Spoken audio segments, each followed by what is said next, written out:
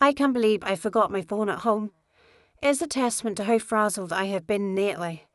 My phone is practically fused with my hand, yet I made it nearly all the way to work before realising that I've got to bring it. I am stunned that I did that. I may as well have gone to work without a shirt on. I spend a few minutes debating if it's worth going back to get it. Nico is back at school this week, and if I don't have my phone, I'll spend the whole day worrying if something has gone on that I don't know about. So I turn around and drive back home to grab it. Thankfully, I don't have any meetings until 10 and traffic is light. I managed to make it back home in a record 20 minutes. I enter the house through the garage. Martha is cleaning today, which means the house is filled with the scent of her citrus-scented cleaning fluid. She is still bringing her own products, and I love the way they smell. I should ask her where she gets them for future reference. I have to admit, Martha is amazing. I am still not convinced she isn't a cyborg, but I'm grateful Enzo insisted on hiring her. I'm also grateful he's talked me out of firing her. I checked the kitchen and living room, but there's no sign of my phone. If Enzo were here, I would ask him to call it, but nobody seems to be home except for Martha. I hear her upstairs, running the vacuum. I suddenly recall noticing my phone battery was low and sticking it on the nightstand's charging station as I was getting dressed. It must still be there. I climb the stairs, and just as I get to the top, the vacuum stops. I walk down the hallway to my bedroom. My flat's nearly silent on the carpet, and I can just barely make out the sound of a drawer opening. I freeze, wondering why Martha is opening a drawer.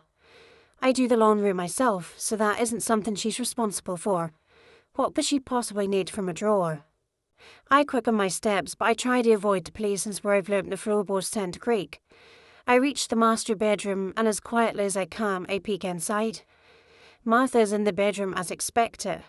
One of my dresser drawers is hanging open, and she's peering inside. I hold my breath as I watch her lift out the jewellery box I keep in the drawer. She pries open the lid, and as I watch, she removes a necklace and drops it into the pocket of her slacks. Whoa.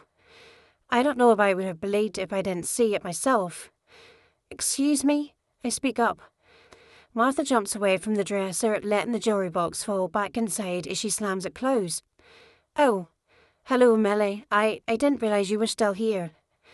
Is she really going to try to pass this off like she didn't just steal a necklace out of my drawer? I saw what you did.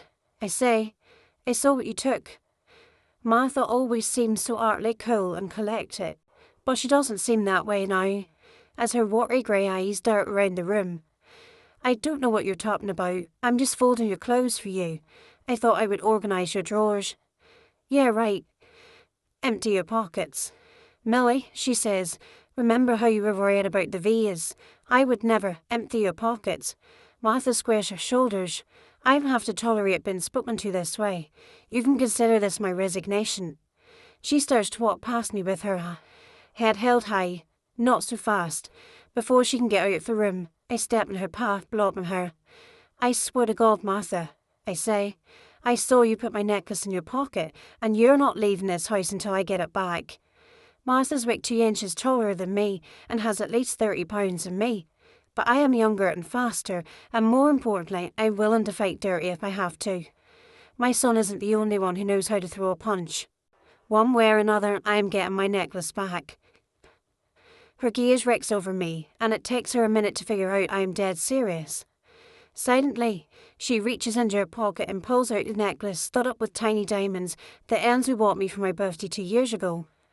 Actually, they're cubic sakura, and it's not worth much aside from the sentimental value, but that's a lot. I'm sorry, she mumbles.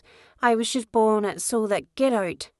She wipes her shaking hand on her stiff spur up close. The lines on her face were etched deeper than I thought, and for the first time ever, her grey hair is coming loose from her sensible bun. Will you tell Suzette about this? Maybe. It would give me some degree of satisfaction to let Suzette know that her cleaning woman has been stealing. God knows why Martha decided to steal it from me when everything Suzette owns is better than anything that I own. She takes a moment to gather her composure, and when she speaks again, her voice does not waver. If you tell her about me, she says, I will tell her about you. A vein in my temple throbs. About me? Suzette would be very interested to know that her neighbour is an ex-con. I take a step back, my heart pounding.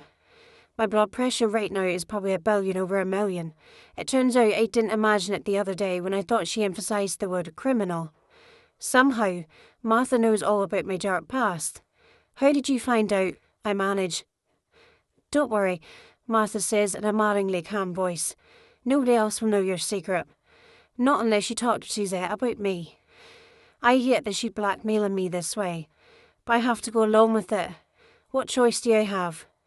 If Suzette finds out about my past, she'll tell everyone. I can even imagine the awkward PTA meetings. And what if the kids hear about it? That would be horrible. I don't want them to know about my past. Not until they're old enough to understand it, and maybe not even then. Fine, I hiss at her. I won't tell Suzette. I'm pleased we have an understanding, Martha says flatly.